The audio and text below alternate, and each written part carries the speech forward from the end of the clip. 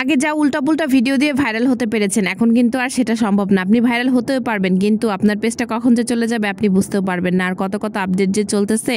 আসসালামু আলাইকুম, সবাই কেমন আছেন? আশা করি সবাই ভালো আছেন। আলহামদুলিল্লাহ, আমিও ভালো আছি।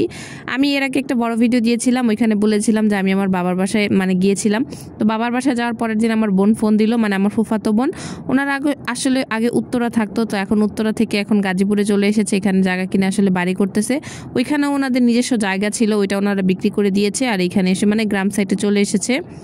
তো এখন এইখানে বাসা করেছে, এখনও বাসায় উঠেনি, আপাতত ভাড়া আছে এখানে। বাসার কাজ কমপ্লিট হতে আরও 2-1 মাস লাগবে, তারপর বাসায় উঠে যাবে। আমাকে ফোন দিয়ে বললো যখন এসেছো আমার বাসায় আমাকে তাদের বাসায় যেতে বললো। তো সবাইকে একসাথে বললো যেতে। আমরা কিন্তু 5 বোন, আর আমার একটা ফুফাতো বোন আছে, আমি যে ফুফাতো বোনের বাসায় যাচ্ছি ওর বড় বোন, ওই আপুটারই বড় বোন। তো ওই আপুটার আবার কি একটু মেন্টালি সমস্যা। ও ছোটোবেলা থেকে আমাদের কাছেই থাকে, এখনও অনেক বড় হয়ে গেছে। আমার মার থেকেও কিন্তু আসলে বড় আমার ফুফাতো বোনটা আর কি, এটা যার মাথায় সমস্যা। আর যেই বোনের বাসায় যাচ্ছি ওইটা হচ্ছে ছোট বোন। তো আপু যেহেতু বলছে যাইতে, তো সবাই মিলে যাচ্ছিলাম। আসলে ভিতর দিয়ে হেঁটে গেলে 10 মিনিটের মতো লাগে, আর যখন আমরা রাস্তা দিয়ে রিক্সা দিয়ে যাব তখন আরও বেশি সময় লাগে, 20-25 মিনিট লাগে। তো আমরা কি করলাম, হেঁটেই ভিতর দিয়ে সবাই মিলে চলে যাচ্ছিলাম। তখন আসলে 12টার বেশি বাজে।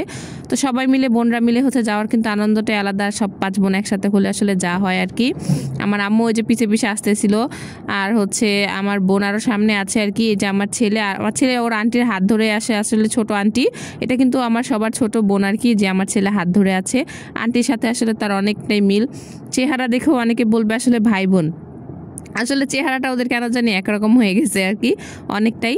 যাই হোক, পরে দুলাভাই বলতেছিল যে চলো আমাদের বাসাটা দেখায় আনি। যেই বাসায় ভাড়া থাকে তার থেকে এই 2টা বাসা পরেই তাদের বাসার কাজ আসলে হচ্ছিল। তো বৃষ্টির কারণে আর মিস্ত্রিরা কাজ করতেছিল না। পরে বলে চলো দেখায় আনি, এটা তাদের বাসা। এখনও কাজটা কমপ্লিট হয় না, বাহিরের প্লাস্টার বাকি আছে, ভিতরের আরও টাইলস লাগানো, অনেক কাজ বাকি আছে আসলে, গ্লাস লাগানো। প্রায় আরও 2-3 মাসের মতো কাজ করবে, তারপর বাসায় উঠবে। তো আমি বললাম যে চলো দেখে আসি।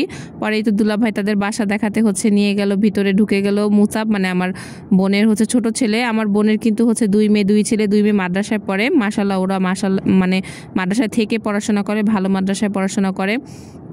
তো এখানে 4 রুম করা হয়েছে, রান্নাঘর সব মিলিয়ে আসলে ভিতরের ইয়েটা ভালোই হয়েছে। কমপ্লিট হলে আরও বেশি সুন্দর লাগবে। যখন কমপ্লিট হবে তখন একবার এসে আপনাদেরকে দেখিয়ে দিব। রান্নাঘরটাও সুন্দর হয়েছিল, কাজ যখন কমপ্লিট হবে তখন কিন্তু কাজের একটা পূর্ণতা দেখাবে, আরও সুন্দর লাগবে। তো এই তো আমি ঘুরে ফিরে দেখছিলাম। আর এটাই মুসাব, আমার বোনের ছোট ছেলে। আর ওই যে বড় ছেলে, 2 মেয়ে বড় আর এই 2 ছেলে ছোট। ওর দোলনা দুলাচ্ছিল আমার ছেলেকে। আর পেজে যারা কাজ করেন অবশ্যই একটু আগে থেকে সতর্ক হয়ে কাজ করবেন। আমার পরশুদিন আমি যে ভিডিওটা দিয়েছিলাম, ওই ভিডিওটা এর আগে যে বড় ভিডিওটা আমি বাবার বাসায় এসেছি, ওই ভিডিওটা কোনো কারণে কোনো সমস্যা ছিল না, কিছু ছিল না, ভালো ছিল। হঠাৎ করে কালকে দেখি ওই ভিডিওটাতে আমাকে ইস্যু দিয়ে আর্নিংটা করে দিয়েছিল। পরে যখন আমি ডিলিট করে দিয়েছি ভিডিওটা, তখন আবার আর্নিংটা ঠিক হয়ে গেছে। আরও 2টা রিলস ভিডিও, আমার কোনো মিউজিক ছিল না, কিছু ছিল না, ইস্যু ধরিয়ে দিয়েছে। পরে ওগুলো ডিলিট করে দেওয়ার পর আমার পেজটা ঠিক হয়েছে। আবার হুট করে 2 দিন শুনলাম 2টা আপুর পেজ হঠাৎ করে নাই হয়ে গেছে, তারা আর খুঁজে পাচ্ছে না। ওই যে যারা উল্টাপুল্টা ভিডিও দেন, কাজ করেন, হাবিজাবি ভিডিও দেন, ওইসব ভিডিও দেওয়ার কারণে আসলে তাদের পেজটা হারিয়ে গেছে। তাই বলবো সবাই কোয়ালিটির দিকে নজর দেন। ভিউ নাই সমস্যা নেই, আপনি 6 মাস 1 বছর কাজ করেন, ভিউ না দিয়ে ফেসবুক কোথায় যাবে?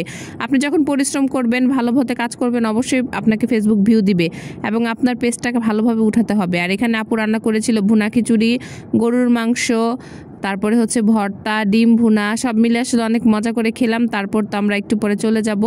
তো এই তো আমি আসার সময় আবার রিক্সা দিয়ে আসছিলাম, রাস্তাটা চিনে নিচ্ছিলাম। রাস্তাটা আসলে আমি চিনি, কিন্তু কোন মোড় দিয়ে বের হবে এটা আমার জানা ছিল না, তো ওইটা দেখে আসলে চিনে নিচ্ছিলাম। আর এখানে আপুর তোষক আর বালিশ ছিল, এগুলো আসলে তাদের লাগবে না, তো নতুন ছিল, তারা নতুন করে আবার বানাবে বাসায় ওঠার আগে। তো এটা আম্মু নিয়ে আসছিল, আমাকে বললো পরে নিয়ে যেতে, পরে রিক্সায় করে এইভাবে চলে আসলাম। ভিডিওটা কেমন লাগলো অবশ্যই জানাবেন কমেন্ট করে। যারা দেখেছেন সবাইকে অসংখ্য অসংখ্য ধন্যবাদ।